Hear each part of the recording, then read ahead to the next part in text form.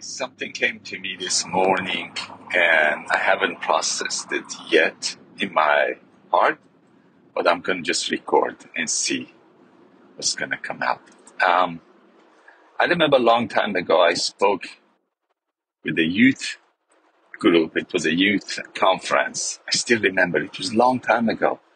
I said, you need to learn to have stories with God, make stories with God. And I said, I'm going to tell you what's the difference between making a story with God and just doing things for God. I said, doing things for God is, or even obeying God, Great Commission. You go and you share the gospel with another person. Just say you're going to mall, they used to go to malls. But anyway, you just go and share the gospel with someone. It's you, that person you're sharing with, and God. There are three people involved, or three beings involved, three life involved. You, that person, and the Lord. But making a story with God, it's only you and God. There is no third person involved. Some may say, how do I make a story with God? How does that work? When you start to get to know the Father, or you can say the Father side of Jesus, because Him and Father are one. When you start to get to know the heart of the Father, He will impress upon you and your heart to go and do the things that you really like. Just say, someone really likes fishing. Someone really likes riding bike. Someone really likes to do gardening and make a beautiful garden. Those are the desires that the Lord, the Father, puts inside people. Someone loves to go and study science. Those are the desire normally the Lord puts it in your heart. And when you do that, and when you do it with the Lord, with the Father, there is this amazing, almost invisible relationship between us and the Father. Then you're making a story with the Father because there is not third person involved. It's you and God. You're communicating, you're trying to hear what He's saying, you're just trying to feel Him in your spirit, in your heart. Sometimes you doubt, sometimes you say, oh my God, it's Him, it's Him. It's you and Him. There is nobody involved. To me, that's make stories. And we better have a lot of those kind of stories. When you have relations like me and Suzy, I have a lot of stories to tell people. With me and my brother, with me, my nephew and niece, some of my friends, actually most of my friends, I have stories to tell others. But the question is, how many stories do we have to tell others or to tell ourselves or remember that we have with God, with nobody involved? Okay, that's part one. I knew that. I submitted to that. I tried to say, Father, I really wanted to make stories with you. Okay, until last night. Two people visited us and I was tired, and I'm being honest with you. I cooked and I was hospitable.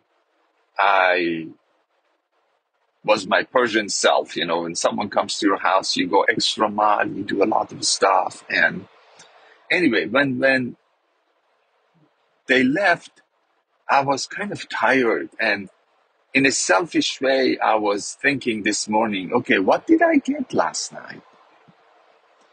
And I couldn't see anything. It was just me giving, and He wasn't receiving anything. I'm being very honest with you guys. I said, do I really want to do this? It's like, I like to be kind of like, how can I say it, man, that you don't think I'm a horrible person? I like to be the kind of relationship, that you have some relationships that you give and you receive. Even if you give 80%, you receive 20%. Or if you give 20%, you receive 80%. There is a exchange going on right there. But this morning, this is what I saw. I really opened my heart and mind to the Lord. I said, Lord, what do you say? This is what I saw that I haven't processed it yet. I need to pray more about it and spend time with my heart and write. But this is what I saw so far. You know how I said it's so good to have a story, making a story that God and us, two people involved. Last night, in the name of God, I tried to be hospitable. That means I was aware of God, I was aware of myself, and I was aware of those two people that they visited us. Again, there are three beings involved. I really felt in my heart that the Lord He reminded me of the two. Last night, it wasn't about me. I had to take myself out of the equation. It was about God and those particular people. See, I put myself in the equation and I got tired. And I'm just saying this morning when I processed it, I'm like, there wasn't any exchange. Yes, because the Lord wanted me to bless those two people and just to know that it was about them and God. It wasn't about me at all. There are times that the Lord will cultivate a relationship between us and another group of people or another couple or another person, and there is exchange going on, regardless of percentage of what we give and what we receive. And it's good. Iron sharpening iron. There is exchange right there.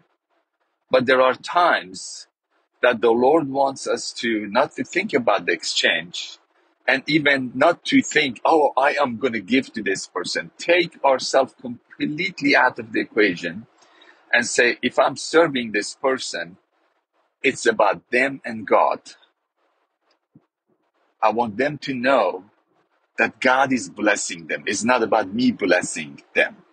It's them and God to create this place in a very simple language. To create, use our life. Let me say it this way. May our lives on earth be spent on creating places and moments that people and God could meet without any distraction, and we are out of the equation. That's what I really felt. And it gave me so much peace because somehow, I don't know, my spirit kind of needs reason. And again, I'm human. Now I got my reason. It wasn't even reason. It was like mystery to a degree revealed for me. That you take yourself out of the equation and it's about God and people. That's all I want to say. Oh, Jesus, I love you.